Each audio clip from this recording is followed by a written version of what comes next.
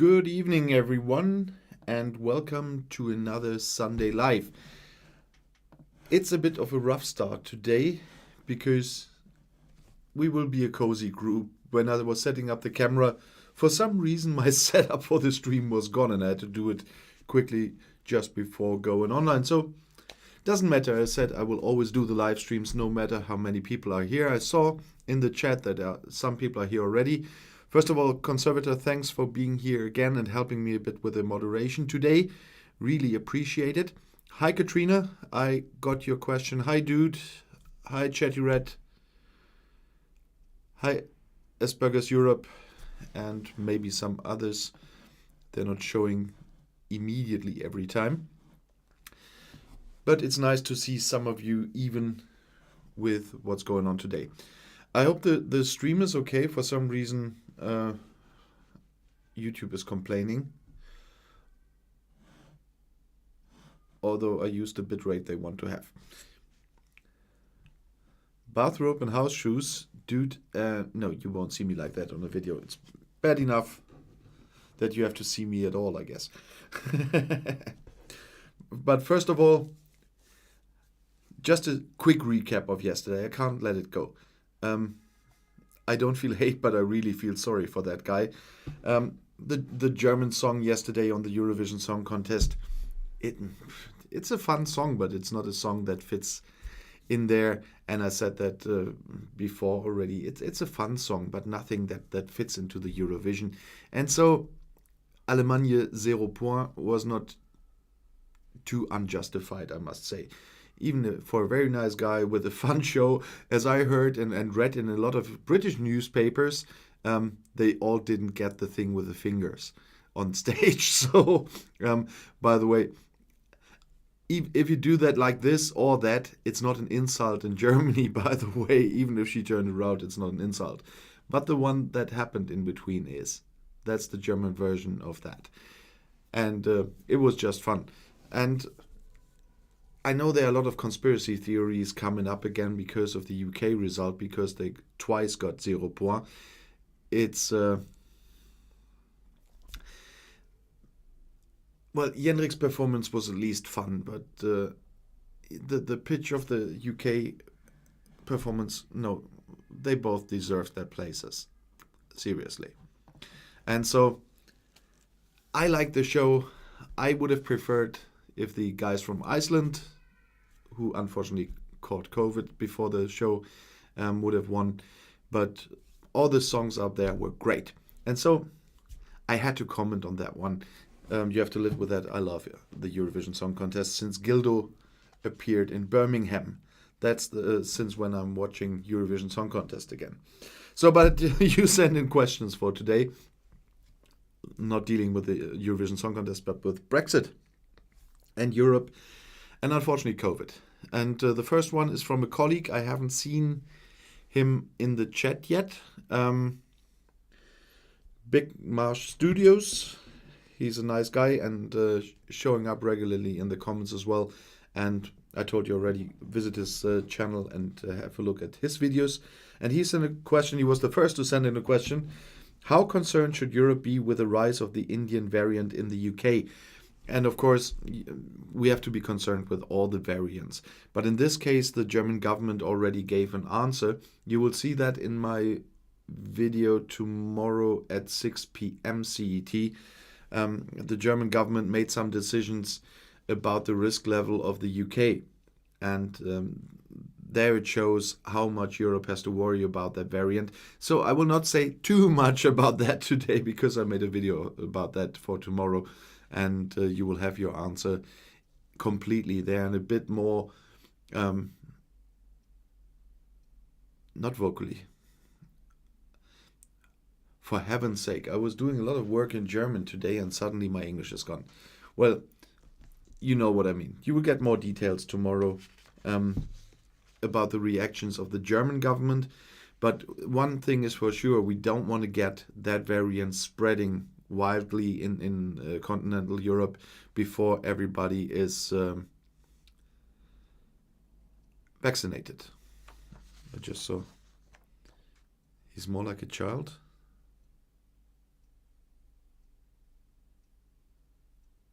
Dude, once again, I don't understand you. Okay, then there's a question from Leaf Huntress. And there's one thing. I'm not complaining. It's just difficult to deal with that now because it's that a big topic then. When you're sending questions for my videos, please ask very specific questions I can answer without making it a topic of a full video. Leaf Huntress, I'm sorry because could you please comment on how incredible right-wing the UK is, or at least the Tories, while in the EU they sat in the same EU party as the AFD? Or on your own CDU, I heard a person on UK radio call Merkel left-wing. Because an explanation on how the EU parties are made up. And it's so much at once. I will try to go through it a little bit. So, the Tories in the UK are very right-wing in parts. The ERG is a very right-wing wing of the party. And that's why that time they decided to sit in the same group as the AFD, because they were that right-wing. The AFD is considered here as extreme right-wing. And there you have your explanation. They felt well with the AFD. And the AFD, there are a lot of Nazis in the AFD. I experienced this in the city council a lot. Before the pandemic, now I'm not going to the city council sessions. I can usually, and I still can, but I avoid every contact until I'm fully vaccinated. That is not absolutely necessary. That's why I rely on our council group giving us the information about the sessions and so on that we need. But before the pandemic, when I was visiting the city council and the guys from the AFD, fortunately, after the last local election, there's only one of them left and not two of them. Even in my hometown, we always had very low numbers for the AFD. And I always could throw up when he opens his mouth, whatever topic there was. It was about foreigners, suddenly it was about foreigners, and it was about foreigners. They are to blame for everything. And he was spitting out so much right-wing nonsense. I got sick of that. After some time, whenever he opened his mouth, I went to have a cigarette. So fortunately, we have time limits for everyone to speak on the council. Otherwise, I would have become a chain smoker if he was allowed to speak all the time. But there are rules that when you have spoken once, you have to wait until everybody else who wants to speak for the first time has spoken. Then you can speak for the second time. And otherwise, I would have become a chain smoker, because you can't stand nonsense like this. It's really disgusting what they spill out. And he's not the only one. And my hometown is very open, very open-minded. And so we don't have many of them. But now imagine like some state parliaments where there are lots of them. Or the Bundestag. When you watch sessions from the Bundestag, you should do that sometimes, especially when it's about something with migration or so, or women. And then look if you can get some English translation on that one. You get really sick watching those guys. Or with the right reactions from the other parties, it can sometimes be fun if it wouldn't be so sad in the first place, because they're also not very bright, let's put it that way, because they do make so many legal mistakes in their bills they try to table. It's unbelievable. Well, with a person from the CDU on a UK radio that called Merkel left-wing, I would have liked to know which person that was, because without the name I can't even say was he really from the CDU or not. Merkel herself, I wouldn't even call her left-wing of the party. Of course, the CDU is what we call in Germany a Volkspartei. That's a people's party. That's the bigger parties, like the Christian Democrats and the Social Democrats. They're always considered Volksparteien. So electable for everyone, kind of. And of course, there are different wings, as we call it, in those parties, from, in case of the Christian Democrats, from the middle to the right, and the Social Democrats from the middle to the left. And you could take it what he said as if she's from the left wing of the CDU, but I wouldn't even put her there, because of her background, her university background. As a scientist, I would more say she's pragmatic, and that all led to what you could consider left-wing decisions during her time as a chancellor. But I think she's more pragmatic, and I'm quite sure we will miss her. She made decisions I don't agree with.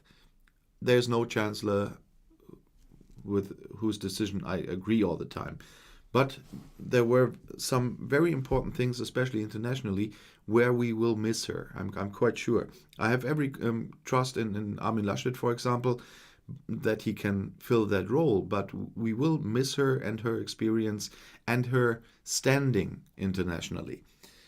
A new chancellor, whoever that will be, will have to build that up internationally, and that's the point. And then she asked me to comment on Volt.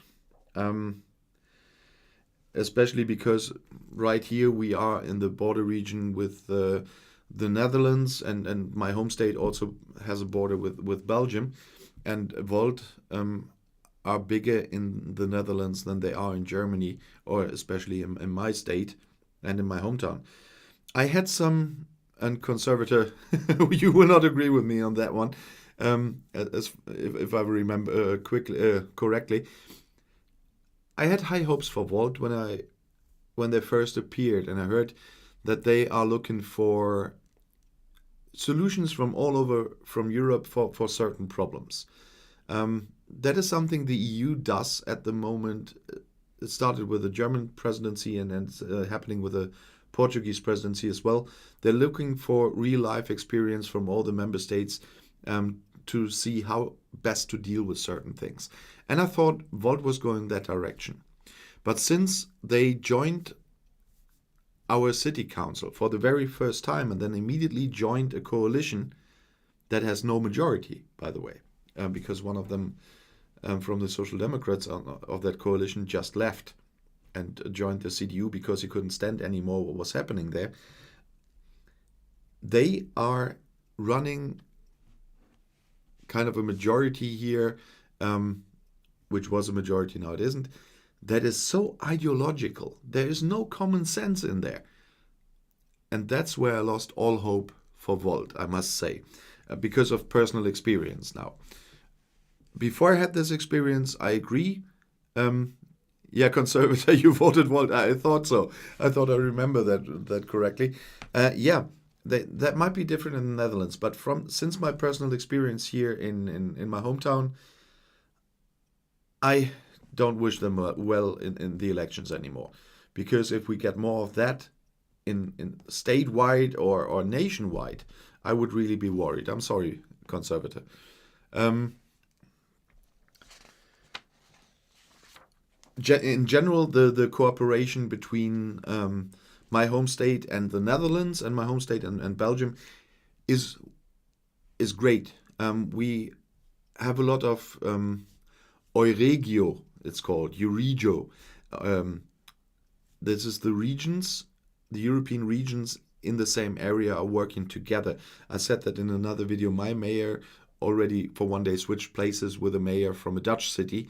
We are partner cities, and we are in this Euregio here, in this region.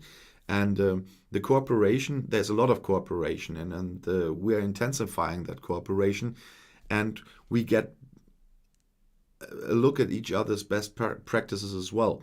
And we have a look what we can take from there, what they can take from us, what's working well. So the cooperation here between the regions is great. So that's why a lot of people are talking about, for the future, if we can manage all the reforms necessary and stuff to repair what's working wrong at the moment, but still to get progress into the EU. Everybody's talking about a European Union of regions and not of nation states anymore. And that is, from practical reasons, a far more intelligent approach, I must say, because of what I'm seeing here. We are, in Germany, a federal country anyway. We're used to have those split up competences. And I think that would be a good scheme for the future of Europe as well, to look more into the regions. And I'm like the people in my hometown, we are so happy that those borders are not there between us and the Netherlands, especially because I'm closer to the Netherlands than to Belgium. It is a great thing. So then I have another quite long one, and after that another. From America, from Michael Cornegay. Not having any kind of a close view of the Brexit situation. I'm American. I'm very curious as to the cultural, historical rationale for the whole thing. And then it's going on and on. And he's comparing it to Trump. Trump gained traction with crowds bashing China, spouting nonsense about them stealing all our manufacturing jobs, and so on and so on. Are there any parallels to Brexit? And yeah, definitely. The parallels are there. There are also parallels to the German AfD. Trump, the Leave campaign, the German AfD, they're all working with the same methods. The propaganda methods are all the same they're using, just using headlines with nothing behind those headlines. No proof, no facts, no nothing. And bombarding people with headlines until they believe them. That's first of all the technical part they are all using. And of course, Trump put up his enemy China. You need an outside enemy if you want to succeed in your country with work in a way like this. We in Germany know we had that in the 30s, and we are trying to prevent that from happening again. It's hard, but we're trying, and but that's the same principle. And of course, the Tories used the EU as the scapegoat. The EU was the enemy. It was the EU's fault for everything. Whatever went wrong, even all the things that were not in the competences of the EU, Westminster decided all of them. But what went wrong there was still the fault of the EU. And that's absolutely the same method Trump was using. It's the same method the AfD is using here. And so the Tories are doing it exactly the same way at the moment. And unfortunately, like in the US, they are succeeding with it. In the US, for now, it's over because Trump is gone for now. But you'll never know. But in the UK, everything... It's like with Johnson, it's like water running down on a duck's neck or duck's back. What was the thing? People don't care. He can mess up whatever you want. They don't care. They still believe that because they were bombarded now for 6 years with the same headlines, the same enemy figure, and they still believe all that crap. And it will be a long time until you get those people back to reality. We have the same problem, as I said, with the AfD, so it's not a UK only problem.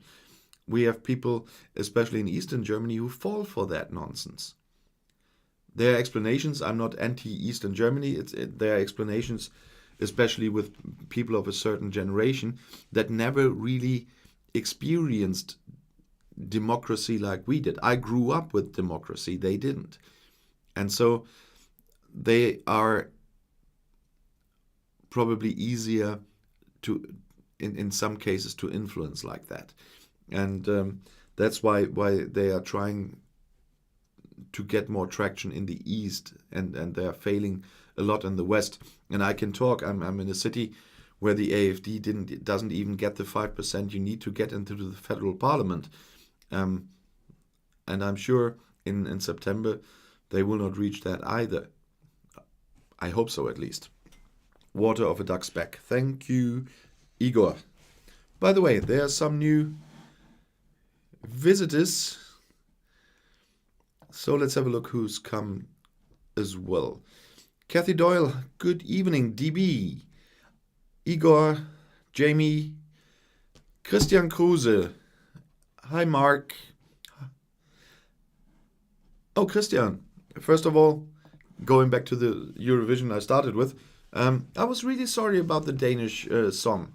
I really loved that. I really loved that they went back to the 80s and put up a real 80s performance. So I love that. And I might need your help. When next month Lego is bringing that rainbow set to finally have a diversity set out there, so kids from the beginning know that there are people from different colors, people of different sexes, genders, sexualities, whatsoever. I really need to get that one. If I don't get it, I have to ask you to get it from Lego directly, because you told me once that you in the chat here that you are quite close to them. So we have to get in contact there. But nice to see you again. And hi Simon, and I followed Clash of Clans. It's always the problem with the list; it's never complete. So, and then I got some questions from a Patreon of mine. First of all, starting with the issues with Northern Ireland, and if having ro-ro ferries between Ireland and the UK would be a possible solution for the Northern Ireland Protocol problems and the checks in the Irish Sea. And on that point, I have to say, we already have ro-ros between Ireland and the UK. That is only for the direct trade between Northern Ireland and the UK. The issue is the stuff that's coming in destined for Northern Ireland, but where's the possibility that that goes through to Ireland, so that they change their mind and want to sell it to Ireland then? And so it has to be checked before it arrives in Northern Ireland, because there are no proper checks at the Northern Irish border. So that wouldn't help at all. The other solution he mentions is the alignment of the UK and EU regulations. If that probably would not be a solution. And he says the Tories might not accept that. The problem is they already declined that. The EU made that offer. You know that they have their talks, Lord Frost and Vice President Šefčovič. They are talking about all the Northern Ireland issues in a committee. And Šefčovič offered that, especially, at least for food standards, to line those between the UK and the EU. And it shouldn't be a problem, because the UK always says our standards are higher. But unfortunately, they are not. And I'm just seeing something. Give me 1 second.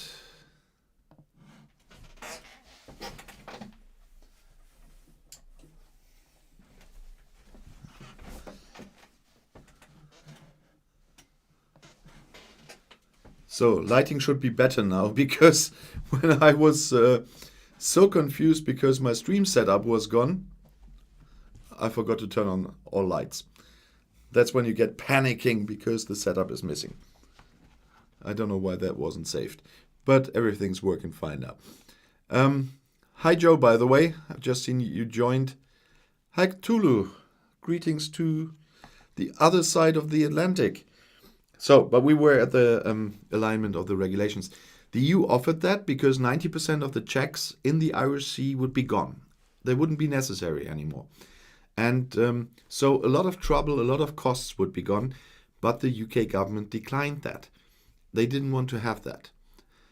And of course, there are reasons why they don't want to have that. Hi, Cash Dummy, just seen from the blink of an eye that you are there. The US trade deal, which is not coming very soon, is one of the reasons, and not only because of the chlorinated chicken. And of course, what we've seen now with the UK-Australia deal that Liz Truss negotiated. Both wouldn't work if the UK had their food standards aligned with the EU. Both those deals wouldn't work.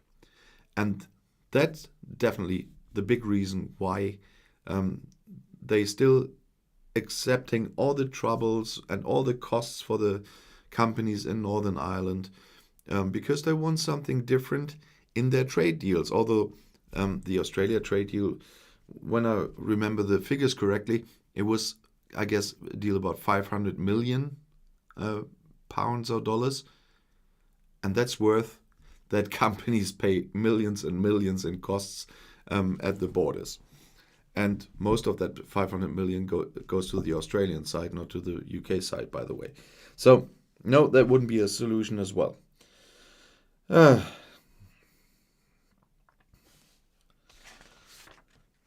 there's one more question from my Patreon. It's about federalism. I've talked a little bit about German federalism earlier. And he's asking, because many EU countries do not have experience with federal states. There are only some who have regions with certain autonomy. But this not having real federal states. And real federal states means we have our states have their own parliament, they have their own head of government. It's a little bit like Scotland, but with a lot of more competences, rights, authority. The pandemic is the best example. The pandemic, all the measures for the pandemic were decided by the prime ministers of the states and not by the federal government. The federal government only tried to mediate that the states have a solution that goes in the same direction, that they agree together on those measures, so you don't have different measures everywhere in the country when you go from one state to another. But that's all the government could do. They could help with ordering vaccines, which partly worked via the EU, but that was a decision of them together as well. The PPE was ordered via the federal government, because it's easier if one government negotiates with all the companies or orders from all the companies and then just distributes it to all the states. But the states would have all the right to do all of this alone. But of course they cooperated there. Didn't work always, but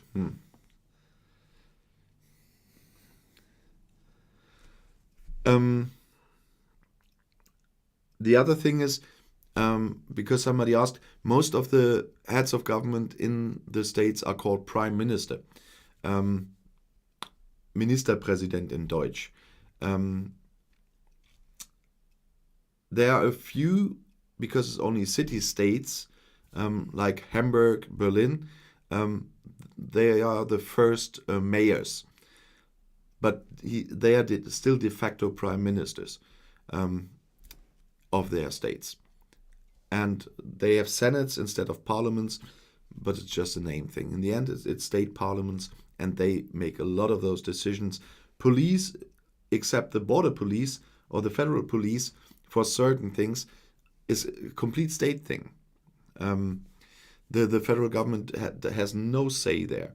And there are a lot of other topics. All education is a complete state thing. That's why we still have a little bit of a problem. They aligned that now. But for when I was in school, we had complete different A levels in different states. And one state's A level certificate was much more worth than from others. That's a little bit of a problem in federalism sometimes. But the competences are widely split. Not completely. We still have some reform to do there as well. Germany is not that old. Our Grundgesetz, our basic law, has 75th birthday today. Today, 75 years ago, the Grundgesetz was finished, so to speak. And it's just 75 years. And of course, when a new country is set up with a complete new system from scratch, you have some things you later have to reform, and we still are there. Sorry. But it's working quite well. And so I have no problem with federalism. I have a problem if the competences are not split. That's one of the problems I have with the European Union, because it's not clear enough. Where are the competences of the member states? Where are the competences of the European Union? There has to be a clean split. It could be that the European Union gets a little bit more competences in the future, like they're talking about the health stuff at the moment. But there has to be a clean split in the competences between the member states and the EU. That is often a problem. Not that the EU has certain competences. That's not the problem. The problem is that there's no clean cut who's responsible for what. And as long as that isn't the case, you can't communicate properly to everybody who's responsible for what. And then it's easier for member states to blame the EU for problems they caused themselves. He also asked about the integration of the GDR into our federation. That was quite easy because they just formed new states. We are still discussing time and time again about the fusion of some states still, because the city-states need to get money from the other states to survive, and so they're discussing to get them together. In Berlin and Brandenburg, they're discussing the same about Lower Saxony, Hamburg, and Bremen. From my point of view, it would make sense, but there's still the pride of the people that prevented that from now on, because that can only happen via referendum. And they had referendums about that, but they failed. And so the people do decide via referendum to do that. But that's the only case where we really have, on a larger scale, legal referendums in Germany. Referendums on topics, on a nationwide topics, are illegal in Germany by our constitution, for good reason, because we still remember how populism works, and that is why our constitution is made like this. There are a lot of people who would love more referendums. They are possible on a local level, but not on a nationwide level. And I understand people that would have more participation via referendums like this. But Brexit was the best example for not to do it, because of the way of populism worked there. And that once again confirmed the reason why our fathers and mothers, not many, but we had women there writing our basic law, our constitution, and why they didn't do that. And they remembered very well how somebody a few years before that influenced a lot of people just with populism. And so that is something that we don't want. So then I have a quick look here.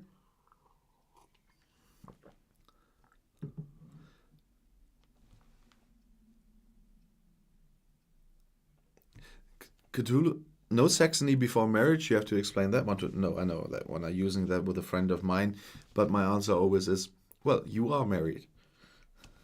But unfortunately, I get the answer back, yeah, but you're not. Okay, then I have a question from Todd Bilecki.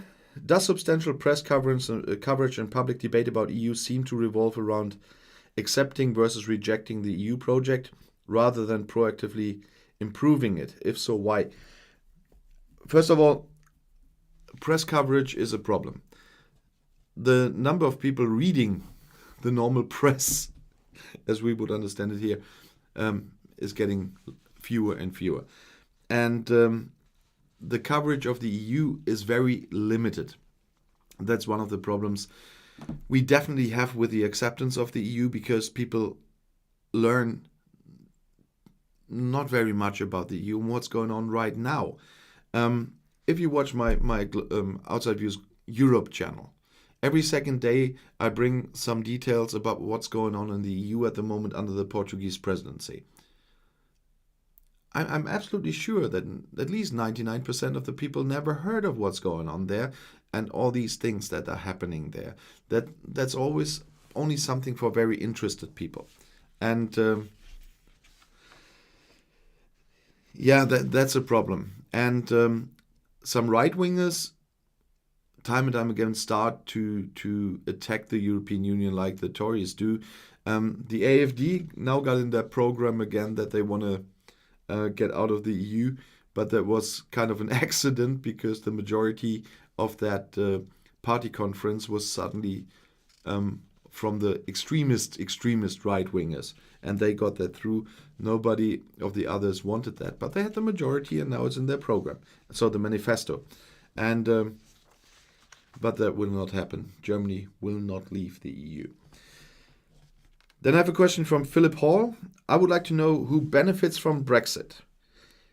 My own theory is that there are no benefits at all. It was just a convenient thing hijacked by Johnson and Cummings to get into power, and that's all it is. But are there any real benefits for anyone? Well, first of all, it was the convenient situation for Johnson and Cummings to do that. With Johnson, it's absolutely clear. If you remember that he had 2 articles finished, one pro-Leave campaign, one pro-Remain campaign, before he publicly stated what side he will join. I'm absolutely sure he was thinking about what benefits me more. And Cummings, yeah, he was a figure of the Leave campaign. He had his own agenda there.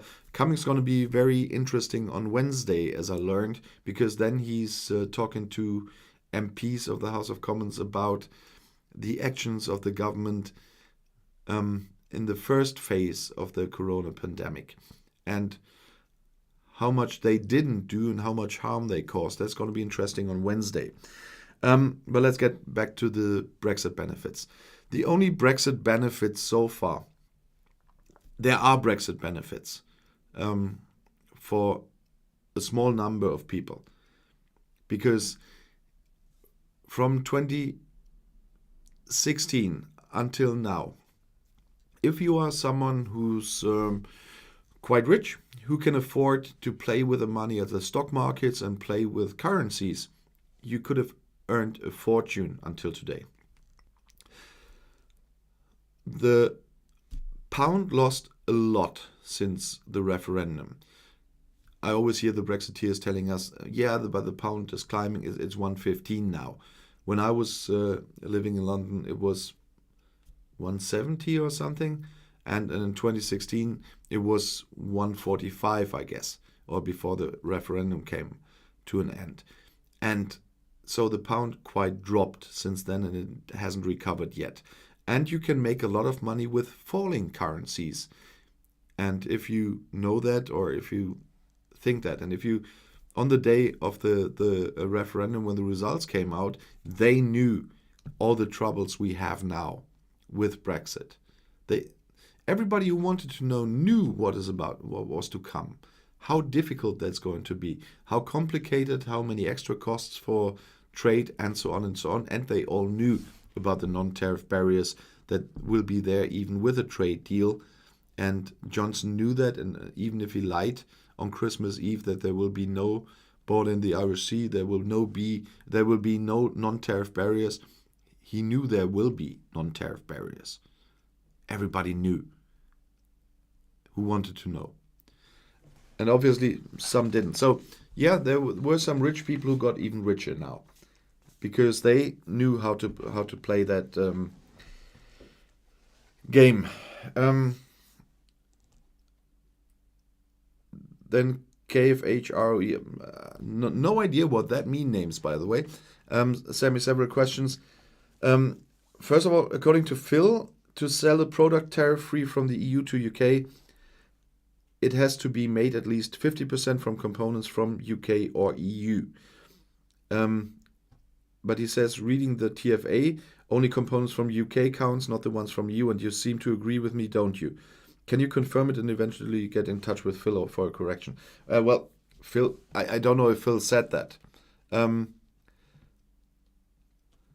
But I get back to that in a second. Mini Shembri, good to see you again, and thank you very much for that super chat. Hi Mark, did you read that Priti Patel wants the same visa entrance fee system into the UK like the US for EU and other visitors? I'd call it a Schnapsidee.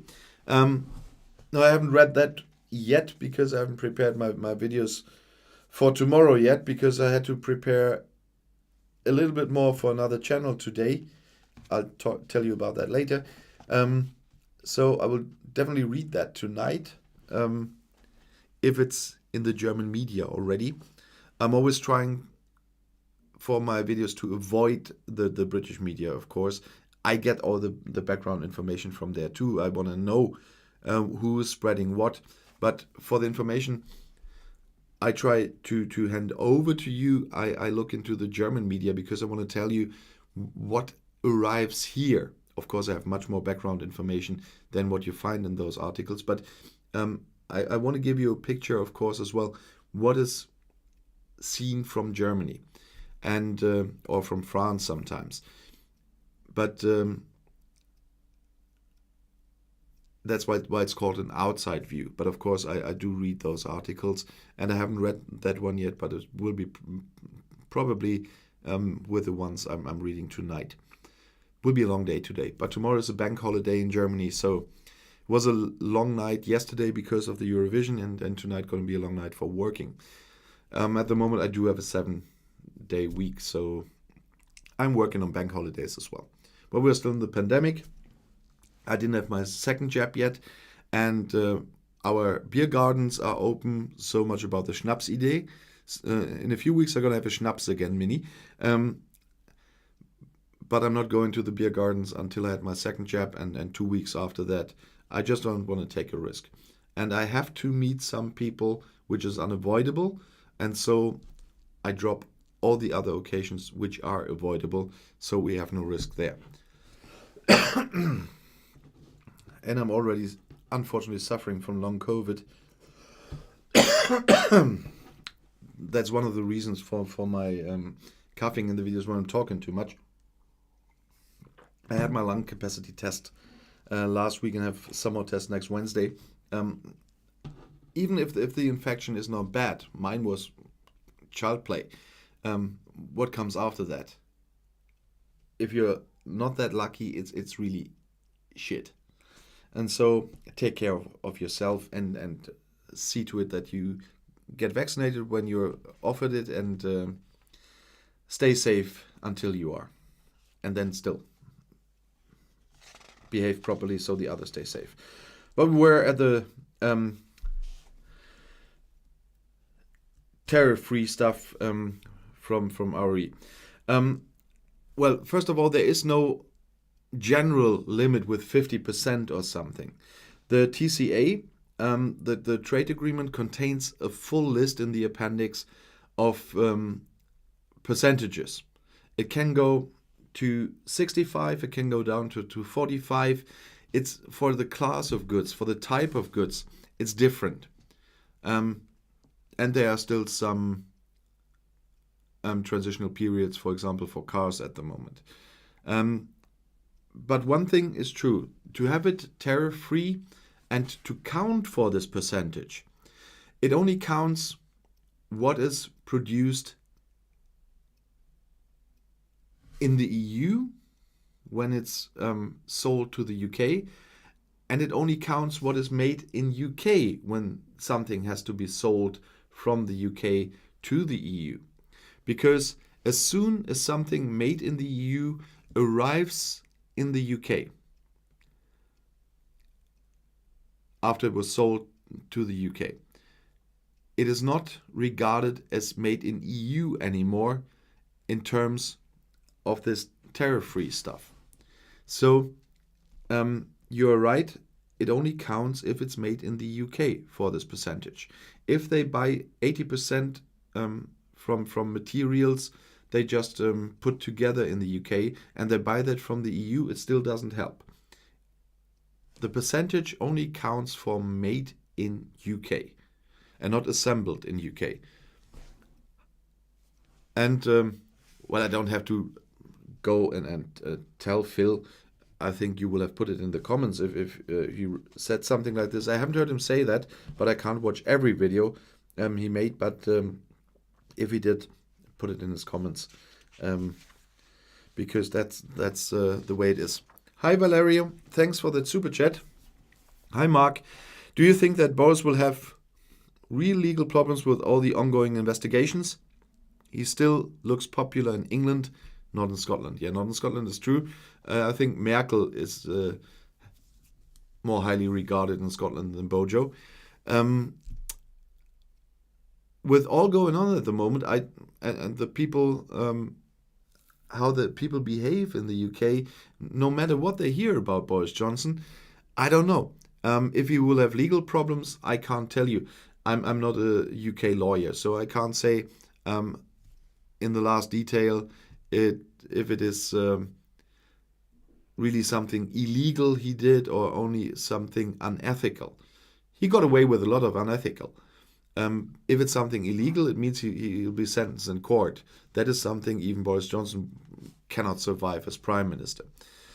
But if any of this is illegal, that's really such a detailed thing. You have to be a UK lawyer for that. And even if I studied law here in Germany until the first exam, we had a say here: 2 lawyers, 3 opinions. So you never know until you have a judgment. Then RE sent me a second question: as more and more EU citizens are deported back while trying to enter the UK, as you too reported, what can the citizen do if they think it's wrong? Call the embassy, a lawyer, the UK police. Well, the same answer quite I gave Valerio. Yeah, of course they always should have the right to call a lawyer. And calling the embassy probably might help too, but a lawyer is probably the better solution even than the embassy, but I'm not sure about that one. I've never been in that situation. And as I said, I'm not a lawyer in the UK. So, calling the UK police probably won't help, because that's the border patrol that's holding them, and they're handing them over to some part of the police, I guess. And so that won't help, I guess. Then the third one: the UK is sliding towards fascism. The EU citizens can do nothing. What can UK citizens do in your opinion? Well, if there are enough UK citizens in the UK that believe what the government is doing is wrong, they have a chance to do something they didn't. They can go to the election and vote for the others. But as we could see in the by-election, and in the elections for mayors and local councils, people voted for the Tories. So that the majority of the people in the UK is supporting that policy and that politics. So there's only a minority who doesn't agree. And I don't see much what you can do as long as they behave democratically. And it is democratic, even if they lie like hell. As long as the people vote in a free and secret election for those people, they'll stay in office. That's the normal democratic process. And that leads us to your fourth question. I have to live with every elected government here in Germany, so that fits. The Greens in Germany are becoming stronger. If they win the next election, what coalition will they form? What chancellor would be? Okay, that's a double question here. If the Greens win, so if they become the strongest group in parliament, it depends what the complete result is. Can they form something we call a green-red-red coalition? That would be a coalition with the Social Democrats and the left, which would be a disaster for Germany. If that's the only option they have, they might do that. If there are other options, like something we call a traffic light coalition, that's the Greens, the Social Democrats, and the Liberals. The Liberals will probably have a problem with that one, because they don't want to raise taxes. They want to lower taxes, and they promise that no taxes will be raised with them in government. And with all the Greens are saying at the moment what they want to do, they will definitely have to raise taxes.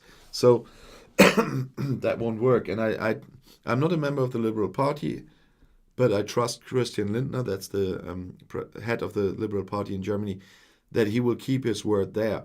We had the same with Guido Westerwelle. When Chancellor Schröder lost his last election, and the Liberals promised not to go into a coalition with Red and Green at that time to prolong that government. They could have been in government, but they didn't. They went to the opposition because they promised it. And I trust the Liberals there, and I trust them not to go into any coalition with raising taxes. And a coalition with the Greens will not be possible with them in the lead and Annalena Baerbock in charge as Chancellor without raising taxes. And the other question was, what Chancellor could be elected? Well, there are 3 Chancellor candidates at the moment. That is, I'm going from the highest numbers at the moment of the parties of the polls yesterday. That's first, it's Armin Laschet from the Christian Democrats. He's Chancellor candidate for the Christian Democrats. Then there's Annalena Baerbock, Chancellor candidate for the Greens. And there's Olaf Scholz, Chancellor candidate for the Social Democrats. But to be honest, it will be between the Christian Democrats and the Greens in the end. The Social Democrats have gained a bit, but they're still far behind. And they made a lot of mess in the last years. I don't think that they play a role on that level. So, but we have a lot of changes. The Greens, in the first euphoria, fired away and were far ahead in the polls, and now they fell behind the Christian Democrats again. But it's a close race. It will be a long fight until September when we have the elections, and so everything is still open. We can end up with Chancellor Laschet, we can end up with Chancellor Baerbock. And if you know my channel for a bit longer, you know what I would prefer.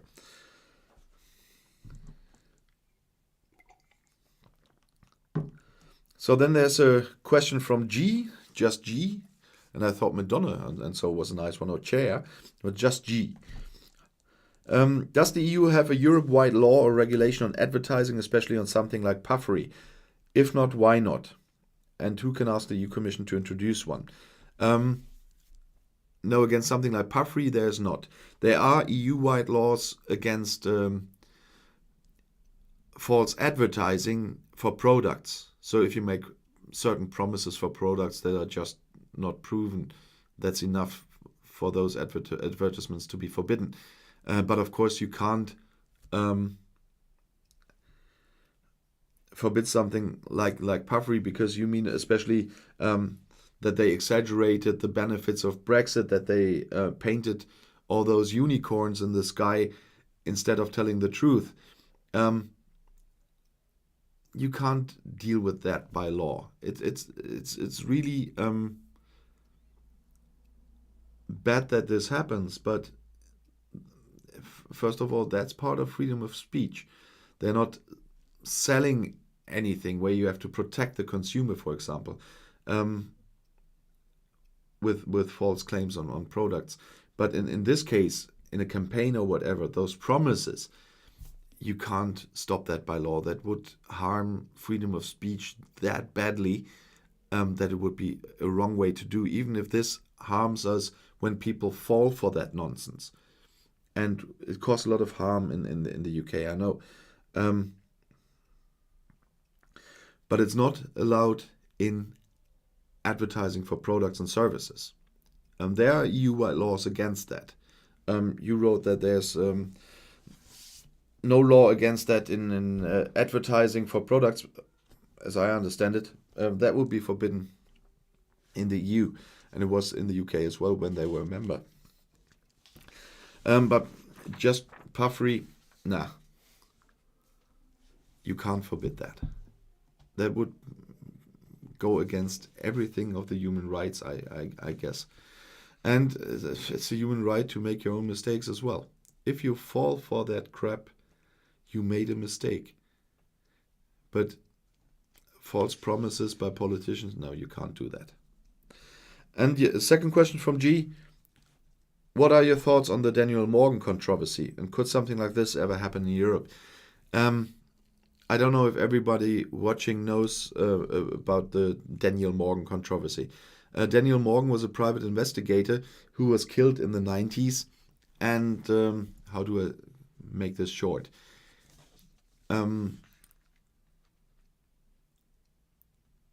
Allegedly, from a view from nowadays, there's a lot of corruption involved. Some people say he was investigating police corruption and was killed because of that.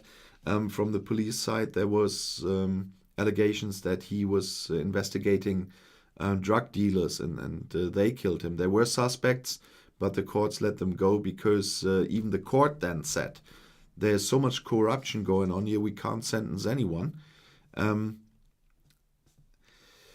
The corruption part has never really been cleared in the last, it's now 24 years. And tomorrow there's a report to be expected by an independent investigative body. And the problem right now is that Priti Patel stopped that from being published tomorrow because she said she has to read it first to know if it's okay to publish that, because it could be against some secret stuff or whatever she's pretending there now.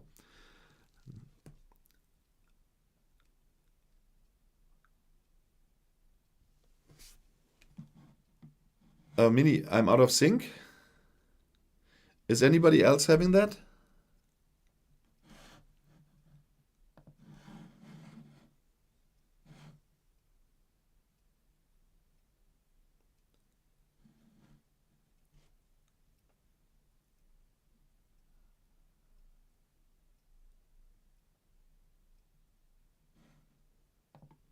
Okay, just give me 1 sec.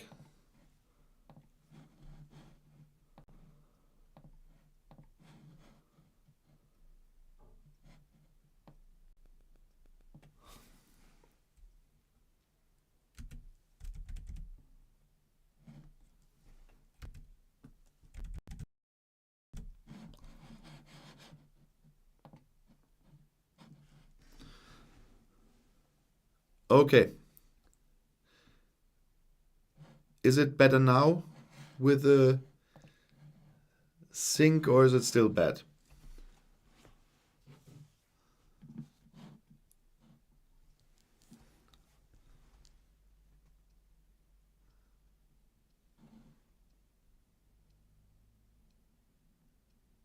Okay, cool. So I was with Priti Patel. So the first part, of course, that someone is getting killed for an investigation is possible, of course. That somebody might even be killed because of police corruption, whatever. Of course, that is possible in Europe as well. It's not very probable, but of course, it will always be possible. Humans are humans, and when humans are involved, everything is possible. But it's a question of probability.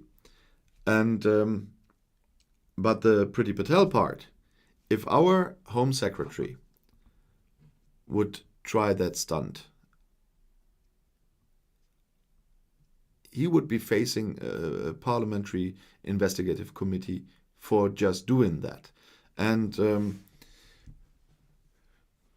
we would see him in big trouble here. But Priti Patel obviously can do a lot of that. I'm really curious if she publishes that report and what that report contains. But first of all, I'm really interested in if she publishes that at all, or if she stops it completely.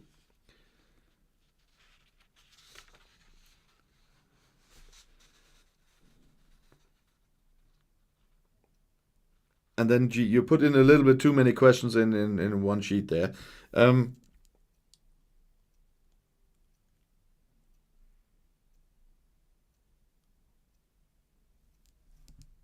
There's one question on border regulations. Professor Alan Skett, Emeritus Professor of International History at LSE, has said on his Twitter that he thinks EU border regulations have hampered EU exporters, not British ones, and that British exports have bounced back, but EU exports are in difficulty. Is he right or wrong? Well, if the numbers of exports from the EU to the UK are lower now, it already has to do with the fact that they are preparing for 6 years or for 5 years now to change their markets. They knew there would be problems. A lot of companies here in Germany, for example, have looked for other markets, have looked for other supply chains.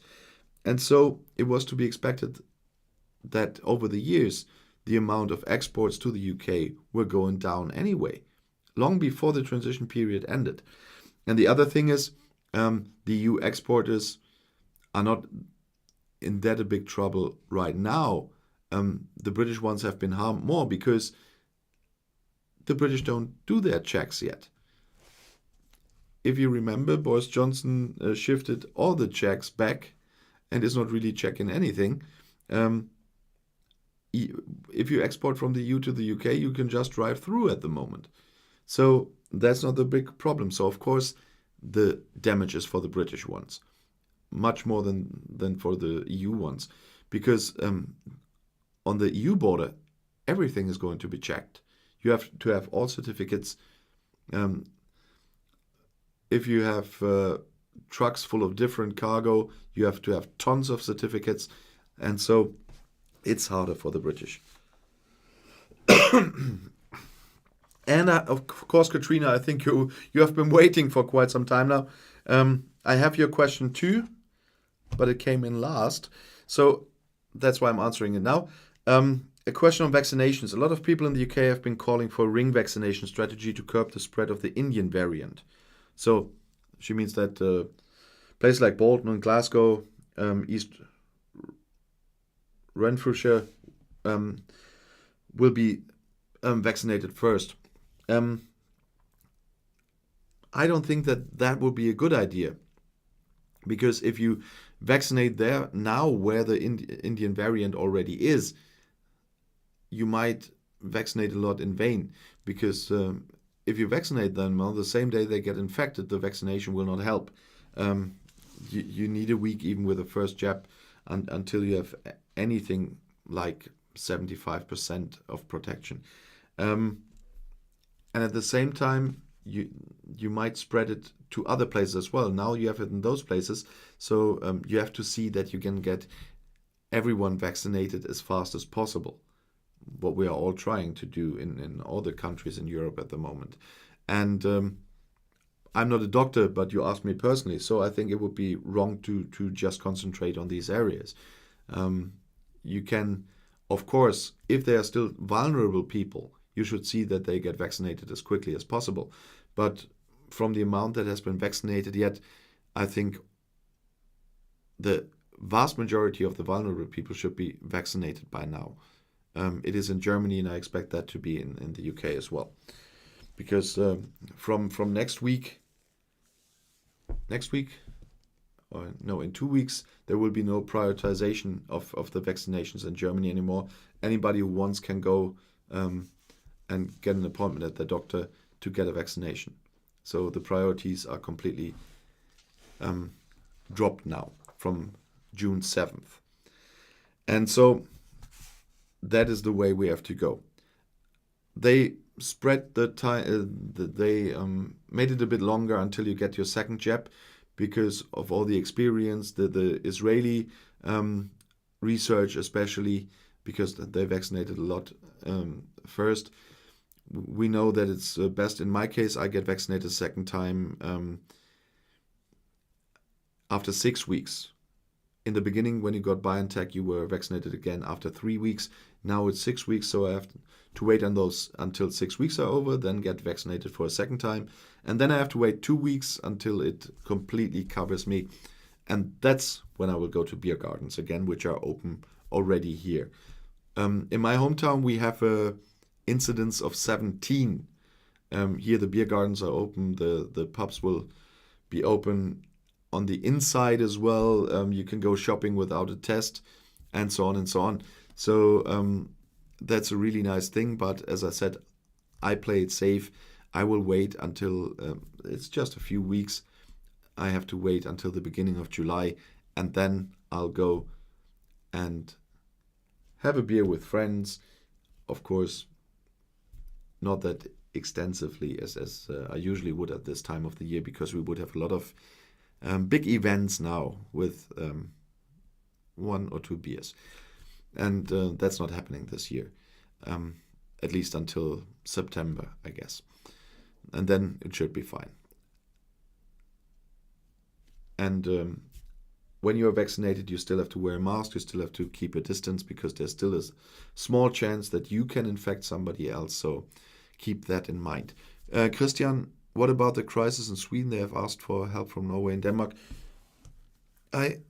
Honestly, I must say I was working a lot on something else at the moment this weekend that I didn't hear about that one. I'm sorry. But I have a look at that. But Sweden, of course, I remember they went a complete different approach with the herd immunity in the beginning. I will have a look into that one. But talking about working a lot, you know that my unicorn is always here and this flag is here. And I have to talk about so many negative things, about the damages of Brexit, about the corona pandemic, and of course, myself, I'm involved for quite a long time. I always wanted to do something to get more information out from other people who obviously are sometimes ignorant because they don't know enough about the queer community and about queer lifestyle, queer drama as well, but also about history, about a queer ABC. And that's what I'm doing on a German channel. It's called Queer Views. Of course, it stays in my branding.